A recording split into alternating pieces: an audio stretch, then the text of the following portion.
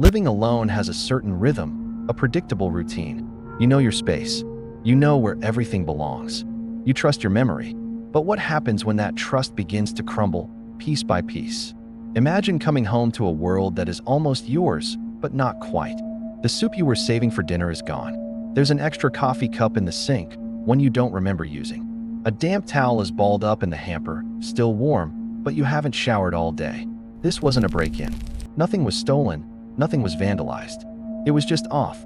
For months, this slow, creeping doubt was the only intruder.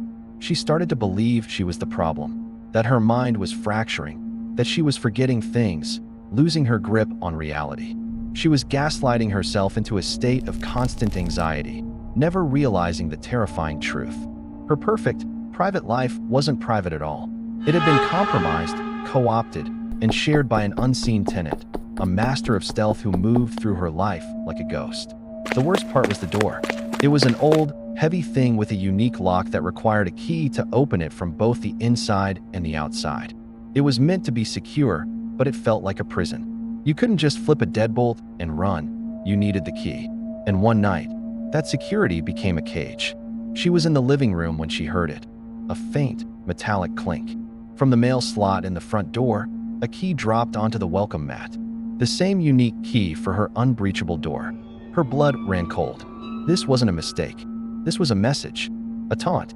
In a fit of panicked rage, she grabbed the key, found a small box, shoved the key inside, and sealed it with layers upon layers of tape. She entombed it, burying the proof that someone was toying with her. It was a defiant act, a declaration of war against an enemy she couldn't see, an intelligence that was now openly mocking her. The quiet that followed was worse than the small, unnerving violations. The missing eggs, the extra dishes, the damp towels. Those were child's play compared to this. The house held its breath, and she held hers with it. Then came the nights. It always started around 2 or 3 in the morning, the deepest point of the night, when the world is supposed to be asleep. A slow, rhythmic stomp, heavy, deliberate, coming from the floor above. It would start in one corner of the ceiling and methodically cross to the other. Each footfall was a hammer blow to her sanity. One night, the sound was so aggressive, so close, that a primal fear erupted from her. She screamed like a terrified child, a raw, piercing shriek into the suffocating silence of her own home. The stomping stopped, and then a new sound. The sound of something enormous charging towards the top of the stairs, a bull-like rush of weight and fury. It stopped just as suddenly. Silence. Then, asterisk boom, boom, boom, asterisk 3 distinct, booming knocks on the floor directly above her head. The force was so great it felt like the ceiling would splinter and collapse. She waited. A full second of pure, unadulterated terror passed. And then nothing. The silence returned, thicker and more menacing than before. She crumbled to the floor, not just defeated, but humiliated. She was a prisoner in her own home, being tormented by something that could apparently walk through walls and defy locks. The psychological toll was immense. She was breaking. Unable to handle the torment alone, she asked her father and his girlfriend to stay with her. She needed witnesses. She needed someone to tell her she wasn't crazy. Safety, she thought, was in numbers. But the presence in the house didn't care about numbers. The first night they stayed, the haunting escalated from psychological torture to direct, physical assault. In the dead of night, a scream tore through the house. Not hers, but her father's girlfriend. They rushed into the room to find her pale and trembling, huddled against the headboard.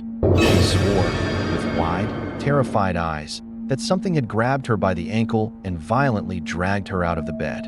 There were no footprints, no open windows, just the chilling, undeniable feeling of a hostile, unseen force.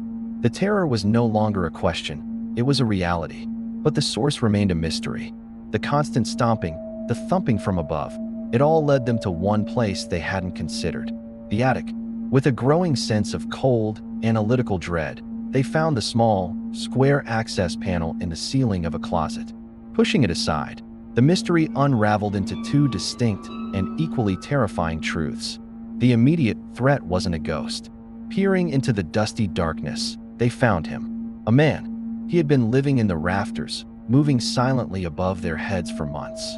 He wasn't a malicious stalker, but a desperate homeless man who had found a way in and had been respectfully, silently, coexisting. The missing food, the used dishes, it was him. In an extraordinary act of compassion, they didn't call the police. They helped him, ensuring he found a shelter and a path forward.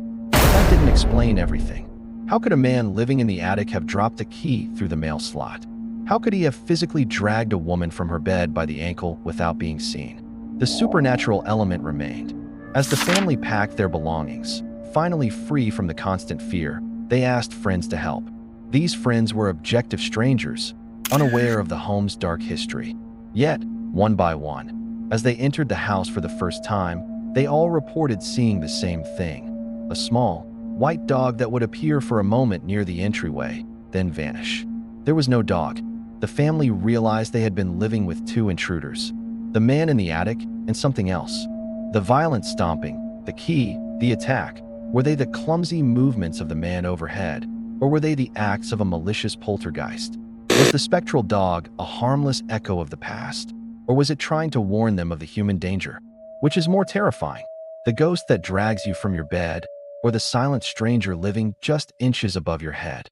Let us know your theory in the comments. And if you're ready to explore the frightening line where true crime and the paranormal collide, subscribe and turn on notifications. You won't want to miss what we uncover next.